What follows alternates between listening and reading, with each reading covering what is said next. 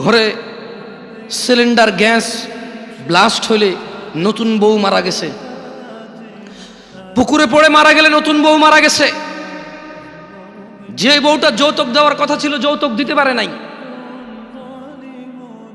মোহর দিয়ে বিয়ে করার কথা ছিল পুরুষ যৌতুক নিচ্ছে, এরপরে বলতেছে সমাজে পুরুষ নির্যাতন হয় আপনারা জানেন না। তো তুই কি পুরুষ রে বেটা? পুরুষ তো মহিলাকে টাকা দিয়ে বিয়ে করে, তুই তো টাকা নিচ্ছিস। পুরুষ তো মহিলাকে টাকা দিয়ে বিয়ে করে, পুরুষ উপার্জনের জিম্মেদার নিজেকে মনে করে। মা বোনকে কাজে লাগাই দেয় না, মেয়েকে কাজে লাগাই দেয় না।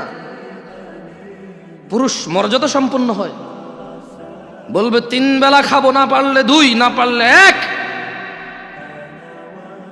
কিন্তু জিম্মেদারি উপার্জনের আমার বোনের না, আমার মায়ের না।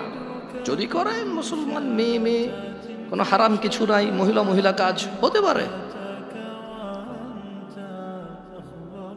আল্লাহ আমাদেরকে বোঝার তৌফিক দান করুন।